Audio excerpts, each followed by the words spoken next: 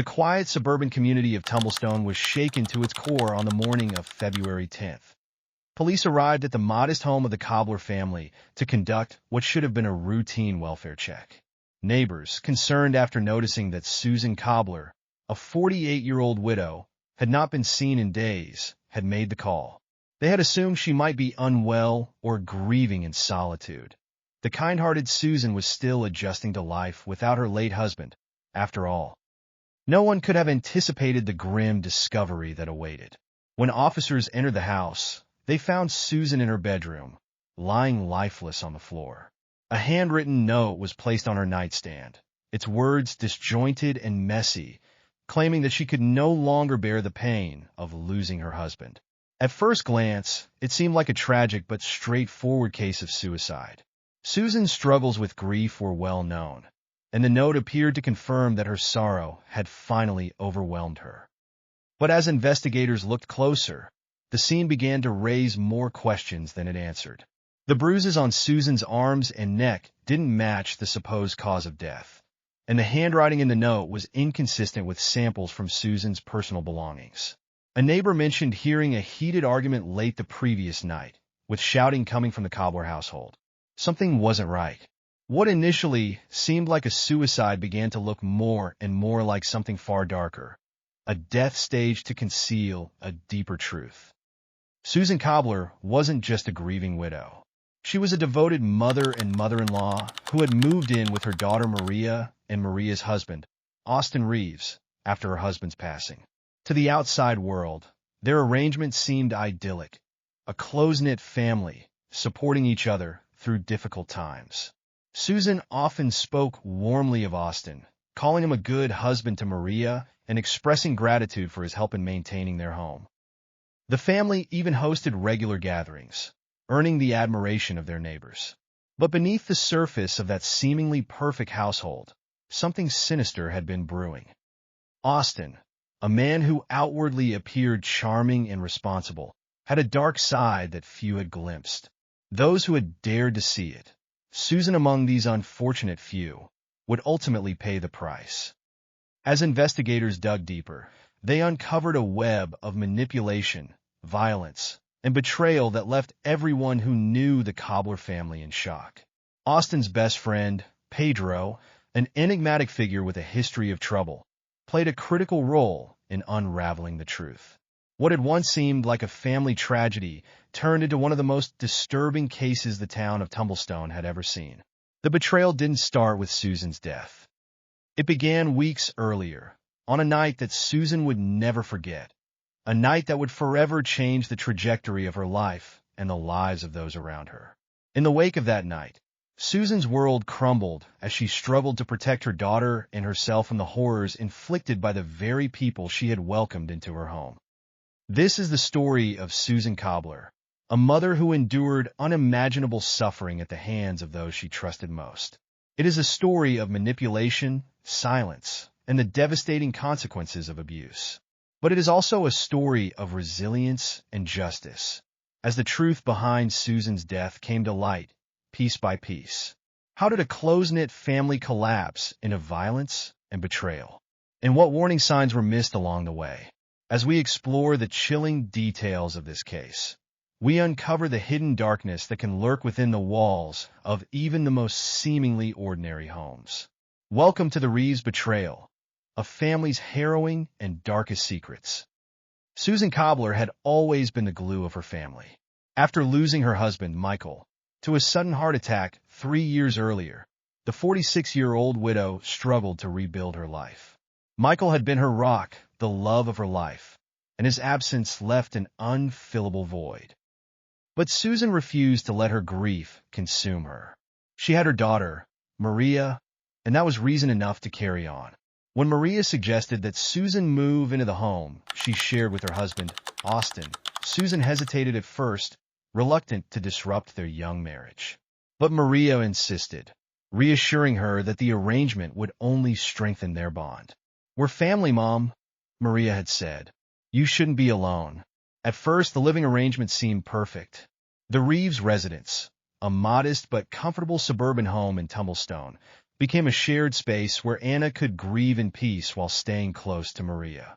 Austin welcomed her warmly, offering to help with everything from household repairs to emotional support. Susan, grateful for his kindness, often praised him as a devoted husband who loved her daughter deeply. She even began to see Austin as a surrogate son, someone who had stepped up to fill the void left by Michael. Maria was delighted to have her mother close. At 25, Maria had always shared a special bond with Susan. The two were more like best friends than mother and daughter, often spending hours in the kitchen cooking together or taking long walks in the neighborhood park. Maria worked long hours as a computer programmer, but she made it a point to carve out time for her family, even if it meant late-night chats over tea or planning weekend trips. Austin, a 33-year-old business contractor, seemed to fit perfectly into this picture of domestic harmony. He was charismatic, hardworking, and always eager to lend a hand. Neighbors admired the young couple and their efforts to care for Susan. "Austin's a good man," Susan would often say to her friends. "I'm lucky Maria found someone like him." The three of them quickly settled into a routine. Susan handled most of the household chores while Maria and Austin worked during the day. In the evenings, they gathered for family dinners, sharing stories and laughter. Austin's friend Pedro occasionally joined them, bringing a boisterous energy that contrasted with Susan's reserved demeanor. Though Susan didn't fully trust Pedro, his rough exterior and crude humor put her off. She accepted his presence out of respect for Austin. To those looking in from the outside, their household appeared to be a beacon of familial love and support. Susan, despite her grief, had found a new role within the family, one that gave her purpose. Maria and Austin seemed like a happily married couple, supportive and loving. The neighbors often commented on how lucky Susan was to have such a devoted daughter and son-in-law. But beneath this veneer of harmony, cracks were beginning to form. Cracks that Susan noticed but didn't dare acknowledge. Austin's charm occasionally gave way to moments of subtle dominance. He insisted on controlling household finances, even questioning Susan's grocery expenses. Maria sometimes seemed nervous around him, though she quickly brushed off her mother's concerns. "Austin just likes things a certain way," Maria would say with a forced smile. Susan dismissed these red flags as the growing pains of shared living. She didn't want to disrupt the balance of their arrangement, nor did she want to cast doubt on Austin's intentions. After all, he had been nothing but generous and welcoming, or so she tried to convince herself. But as time went on, Susan's unease began to grow, setting the stage for the dark truths that would soon come to light. Austin's public persona was one of charm and reliability, but behind closed doors, a darker side began to emerge. Though he maintained a facade of respectability, Austin was a man who thrived on control. His relationship with Maria, which had once been filled with tenderness, had begun to show signs of imbalance. Austin dictated the terms of their lives, how Maria dressed, who she could see, and even how she spent her free time. Maria, reluctant to stir conflict, acquiesced to his demands, convincing herself that his behavior stemmed from love and concern. Susan began noticing subtle but troubling patterns in Austin's behavior. He had a way of dominating conversations, dismissing Maria's opinions with a condescending laugh. When Maria mentioned wanting to visit old friends, Austin would find excuses to dissuade her, claiming it was too expensive or that she should focus on their home instead. Susan's concerns deepened when Austin began showing signs of a temper. Though he rarely raised his voice, his irritation often simmered just beneath the surface. He would lash out over trivial matters, a misplaced item, a delay in dinner, leaving Maria flustered and apologetic. Austin's interactions with Susan also began to take on an unsettling tone. At first, his charm seemed harmless, even endearing. He would compliment Susan on her cooking or tease her about her meticulous gardening habits. But over time, his comments grew more invasive. He made jokes that bordered on inappropriate, mentioning how young Susan looked for her age or suggesting that she must have had plenty of admirers after Michael's death. Susan, uncomfortable, laughed these comments off, chalking them up to Austin's awkward sense of humor. But then came the touches. At first, they seemed accidental, a hand brushing her shoulder as he reached for something, a quick pat on the back as he passed by. But the frequency of these interactions grew, and they began to feel more intentional. One evening, as Susan washed dishes, Austin came up behind her, placing his hand on her lower back. The contact lingered just long enough to make her uncomfortable. She froze, unsure of how to react, before Austin pulled away and walked off as if nothing had happened. Susan didn't know how to address these incidents. Confronting Austin seemed unthinkable, not only because of his unpredictable temper, but also because she feared jeopardizing her relationship with Maria. She tried to convince herself that she was overreacting, that her grief and loneliness were clouding her judgment. But deep down, she knew something was wrong. Her discomfort grew when Austin's friend Pedro began spending more time at the house. Pedro, a scruffy 30-year-old man, had a reputation for trouble. He had a history of run-ins with the law, mostly for minor offenses like public intoxication and disorderly conduct. Austin often described Pedro as a loyal friend, but Susan found his presence unnerving. Pedro had a crude sense of humor, often making off-color jokes that left Susan feeling embarrassed and objectified. Despite her reservations, Susan kept her concerns to herself. She didn't want to cause tension in the household, especially when Maria seemed so happy. But the tension between Susan, Austin, and Pedro continued to build, setting the stage for the events that would shatter their lives forever. Susan's initial unease, born from small but undeniable red flags, was slowly evolving into fear.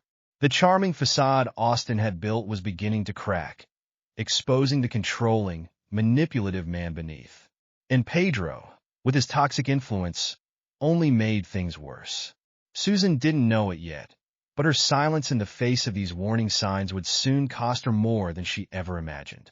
Pedro's increasing presence in the Hall household marked the beginning of a new level of discomfort for Susan. While Austin's controlling behavior had always been unsettling, Pedro's crude and abrasive personality added a new layer of unease. He was the kind of man who made no effort to mask his intentions or temper his words. Loud and opinionated, he often dominated conversations with lewd jokes or offhand remarks that left Susan feeling exposed and humiliated. Pedro and Austin had been friends since childhood, bonded by a troubled upbringing in Tumblestone's rougher neighborhoods. Pedro had spent much of his adult life bouncing between jobs, relying on Austin for support whenever he hit a rough patch. Austin, seeing Pedro as a kind of brother, often invited him over for drinks or football games. At first, these visits were not very often, but they soon became a regular occurrence. Susan grew increasingly wary of Pedro's behavior. He often arrived unannounced, staying late into the night, and had a habit of drinking excessively.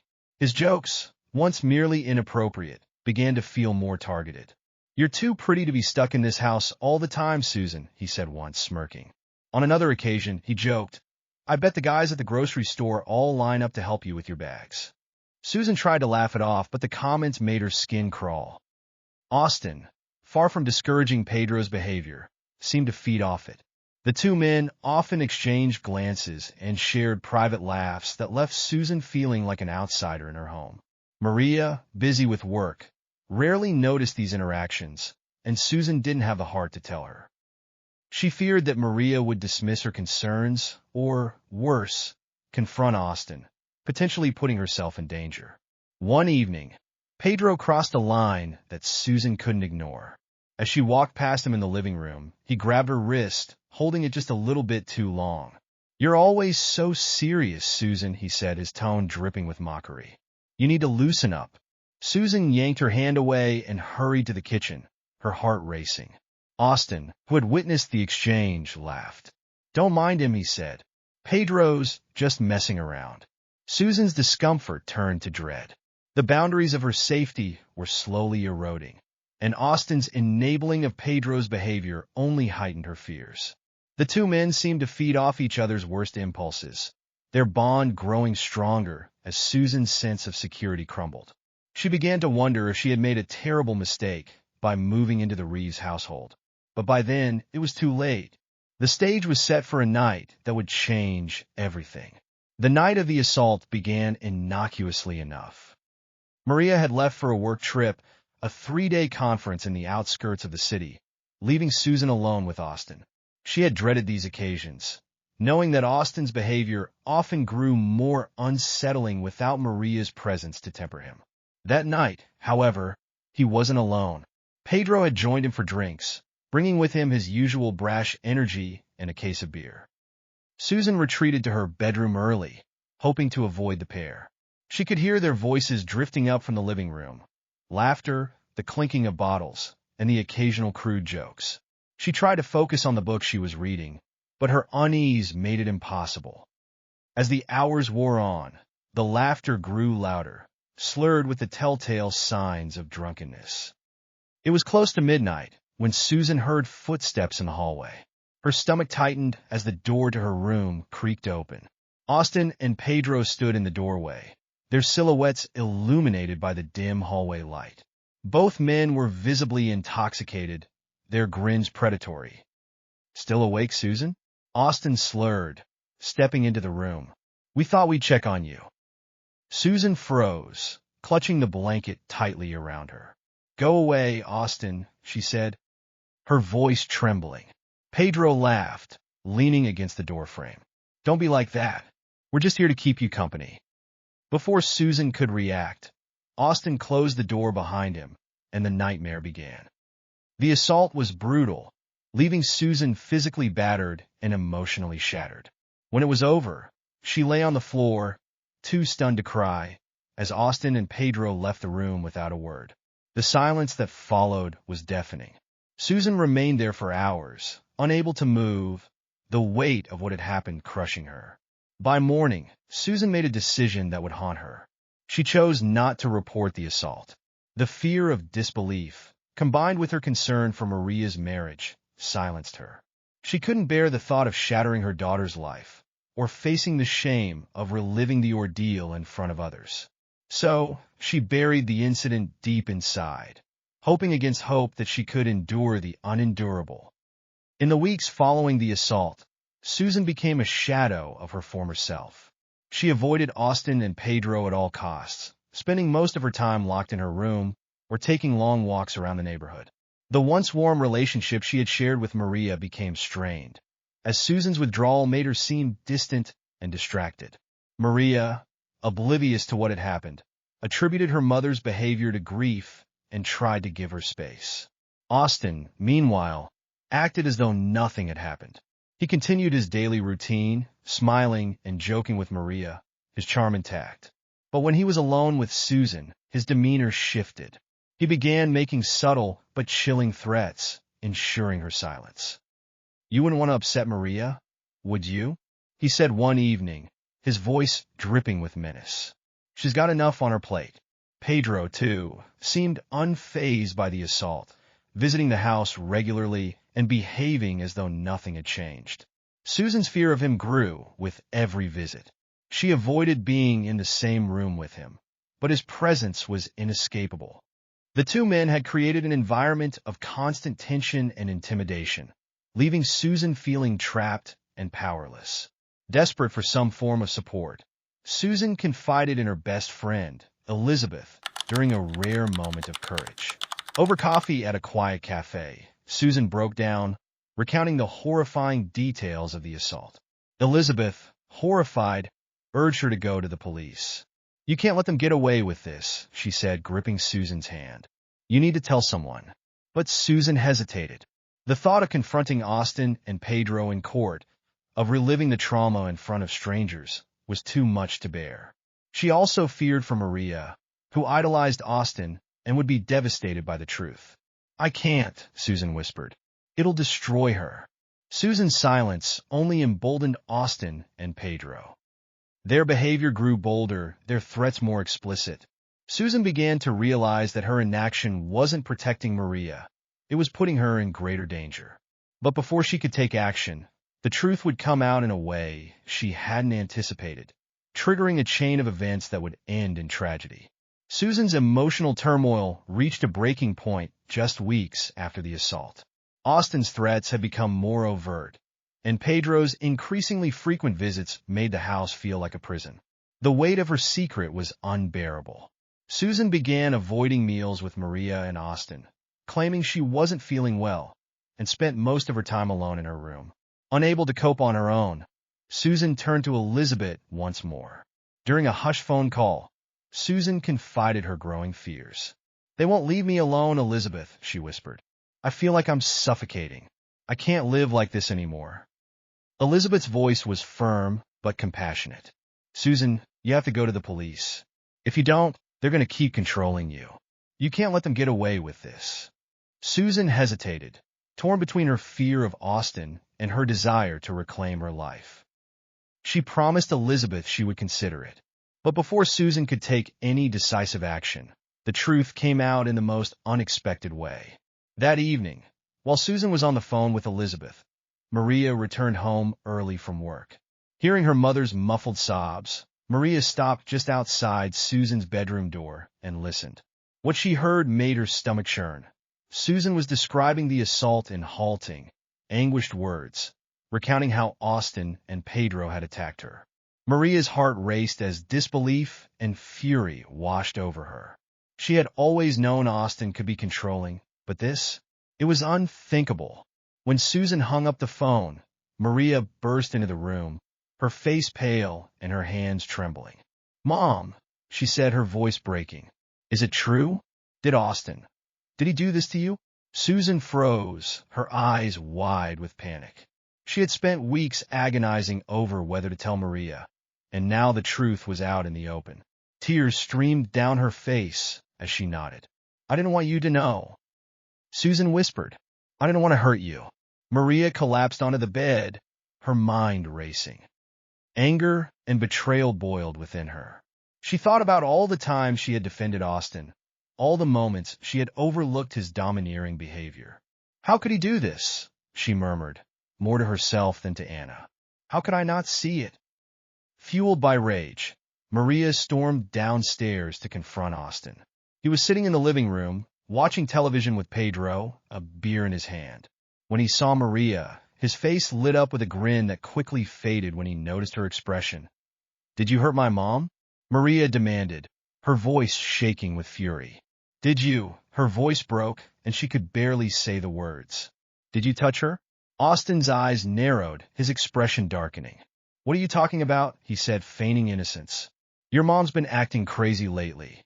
You can't believe everything she says." Maria's anger exploded.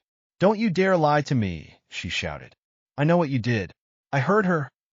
Pedro shifted uncomfortably, glancing at Austin for guidance. Austin, sensing that the situation was spiraling out of control, tried to regain his composure. "She's lying," he said coldly. "She's trying to break us up. She can't stand that we're happy." Maria stared at him, her disbelief turning to disgust. "You're sick," she spat. "You're both sick. I'm going to the police." At that moment, Austin's mask of charm and control shattered. His face twisted with rage as he stepped toward Maria. "You're not going anywhere," he growled. "You think you can just ruin my life like that?" But Maria didn't back down. Fueled by anger and a desperate need to protect her mother, she pushed past Austin and ran upstairs to Susan. Together, they left the house, heading straight for Elizabeth's, where they called the police. Austin knew his life was unraveling. With Maria and Susan gone, he felt the walls closing in. He called Pedro, who was equally panicked. "We need to fix this," Austin said, his voice low and urgent. "If she goes to the police, we're done." Pedro, still drunk from their earlier drinking session, nodded. "What's the plan?" he asked, his words slurred. Austin didn't have a clear answer, but he knew one thing. Susan was the key. If she spoke out, everything would fall apart. In his twisted mind, the solution became horrifyingly simple: silence her for good. That evening, Austin and Pedro drove to Elizabeth's house, where Susan and Maria were staying. They parked a block away and waited until the lights went out. Then, under the cover of darkness, they broke into the house. They moved quietly through the halls until they found Susan's room. Austin had hoped to intimidate her into silence, but when Susan saw him and screamed, his panic overtook him. "Shut up," he hissed, his hands closing around her throat. Pedro, frozen in fear and confusion, watched as Austin's rage spiraled out of control. Within moments, Susan stopped struggling. Her lifeless body slumped to the floor. Realizing what he had done, Austin's mind raced. "We'll make it look like a suicide," he said, his voice trembling. He grabbed a piece of paper from the desk and scribbled a hasty note, trying to mimic Susan's handwriting. "No one will believe them," he said. "They'll think she couldn't handle the grief." Pedro, too shocked to argue, helped Austin stage the scene. They left Susan's body in her room and fled, convinced that their plan would work. But their actions left a trail of evidence that would soon unravel their lies. The next morning, Elizabeth discovered Susan's body and immediately called the police. At first glance, the scene appeared to support the idea of suicide. The note, the positioning of the body, the fact that Susan had been grieving her husband. But the lead detective, Rebecca Tinsler, noticed several inconsistencies. The note was written sloppily, with a style that didn't match Susan's usual handwriting. Bruises on Susan's neck suggested strangulation, not self-inflicted harm. And then there was the neighbor's report. A woman down the street had heard voices arguing in the middle of the night. "It didn't sound like an argument you'd have with yourself," the neighbor told police. "It sounded like a fight." As the investigation progressed, suspicion quickly fell on Austin and Pedro. Their alibis were flimsy, and both men had a clear motive to silence Susan. Detectives brought them in for questioning, hoping to catch them in a lie. Austin remained calm, insisting that he had nothing to do with Susan's death. "She was struggling," he said, feigning concern. "We all knew she was having a hard time." But Pedro was a different story. Nervous and guilt-ridden, he stumbled through his answers, his story contradicting Austin's at key points. Detectives pressed harder, pointing out the inconsistencies and hinting that Austin might be trying to pin everything on him. Finally, Pedro cracked. In a tearful confession, he admitted everything: the assault, the threats, and the murder. "Austin said we had to do it," he said, his voice shaking. "He said she was going to ruin us." With Pedro's confession in hand, the police arrested Austin, charging him with first-degree murder and sexual assault. The case was far from over, but for the first time, Susan's story began to emerge from the shadows. What Austin and Pedro had tried to bury was now coming to light, piece by devastating piece. Pedro's confession proved to be the turning point in the case. For hours, detectives pressed him in the interrogation room, showing him the forensic inconsistencies and playing on his growing guilt. "We know you were there, Pedro," Detective Rebecca Tinsley said firmly. "We know this wasn't just a suicide. If you want any chance at leniency, now is the time to come clean." Pedro broke down, his voice cracking under the weight of his guilt. "It was Austin," he began, his words spilling out in a panicked rush. "He planned the whole thing.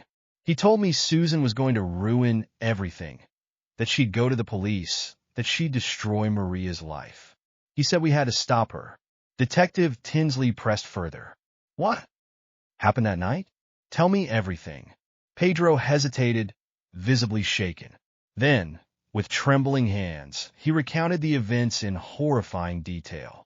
He described how Austin had convinced him to break into Elizabeth's house, how they'd crept through the darkened halls, and how Austin had confronted Susan in her room. "He lost it," Pedro said, his voice barely above a whisper. "She screamed, and he grabbed her. He wouldn't stop." Pedro admitted that he had helped stage the scene, writing the fake note under Austin's orders. "I didn't want to do it," he said, tears streaming down his face. "But he said if I didn't help, he'd make sure I went down for it, and he'll pin everything on me." Armed with Pedro's confession, the police confronted Austin. But unlike Pedro, Austin remained defiant. "Pedro's lying," he said coldly. "He's trying to pin this on me because he knows he's guilty. I had nothing to do with it." Austin's calm demeanor began to crack when detectives presented him with the evidence. Pedro's confession, the bruising on Susan's neck, and the inconsistencies in the staged suicide note. Still, he denied everything, insisting that Pedro had acted alone. "He's jealous of me," Austin claimed. "He's always been jealous." Despite Austin's protests, the evidence was damning. Both men were formally charged, Austin with first-degree murder and sexual assault, and Aaron with second-degree murder for his role in the crime. The case, now known as the Reeves family betrayal case, became a national sensation, with the media descending on Tumblestone to cover every twist and turn.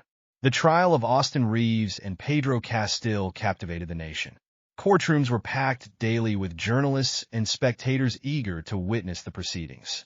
The prosecution, led by District Attorney Lily Cannon, meticulously built their case against Austin, portraying him as a controlling, manipulative predator who had orchestrated the assault and murder of his mother-in-law.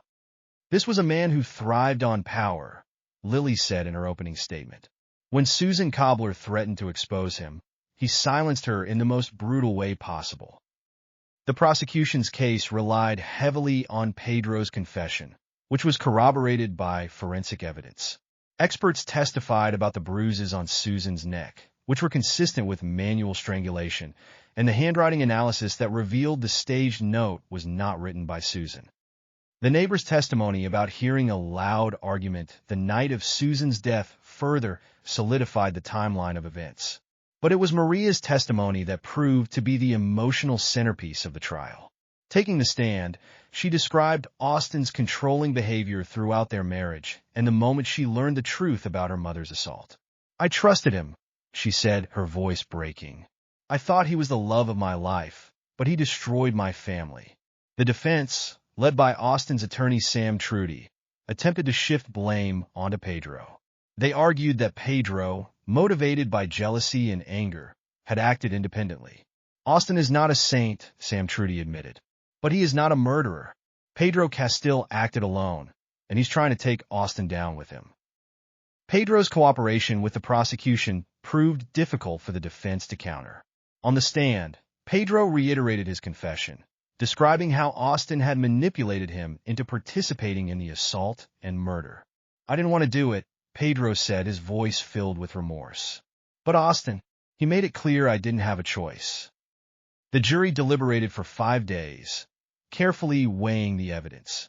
In the end, their verdict was clear. Austin was found guilty of first-degree murder and sexual assault, sentenced to life in prison without the possibility of parole. Pedro, who had cooperated with authorities, was convicted of second-degree murder and sentenced to 20 years in prison. The courtroom erupted into murmurs as the sentences were announced. For Maria, the verdict brought a sense of closure, but also an overwhelming wave of grief. Her mother was gone, her marriage destroyed, and the family she had once cherished was irreparably broken. In the weeks following the trial, Maria and Elizabeth sorted through Susan's belongings, hoping to preserve some part of her memory. Among Susan's things, they found a journal tucked away in the back of her closet. In it, Susan had written about her fears, her pain, and her love for Maria. One entry, written just days before her death, stood out. "I'm so afraid, but I have to protect Maria. She deserves to be happy, to live a life free from men like Austin. I don't know what will happen, but I can't let him destroy her. If anything happens to me, I want her to know how much I love her, how proud I am of her, and how sorry I am that I couldn't be stronger." The discovery of the journal brought both comfort and heartbreak to Maria. It was a reminder of her mother's strength and selflessness, but also of the pain she had endured in silence. Maria decided to share the journal with the public, hoping that Susan's words would inspire others to speak out against abuse. Susan's story became a rallying cry for advocates of domestic violence awareness and mental health support. Her journal, now published as a book titled Susan's Legacy, became a symbol of resilience and a reminder of the devastating consequences of silence. For Maria, the journey to healing was long and difficult, but she found solace in her mother's words and in the knowledge that justice had been served. "My mom was the strongest person I've ever known," Maria said in a televised interview. "She endured so much, but she never stopped loving or protecting me." That's her legacy. Susan's story remains a haunting reminder of the hidden darkness that can lurk within seemingly ordinary families. It is a story of betrayal, courage, and the enduring power of love. A cautionary tale that continues to resonate with those who hear it. If you've enjoyed this story, Please like and hit the subscribe button. Also hit the notification bell for more stories as we bring you chilling crime stories weekly. Remember to be safe out there and continue to show love and to protect those you care about. See you in the next video.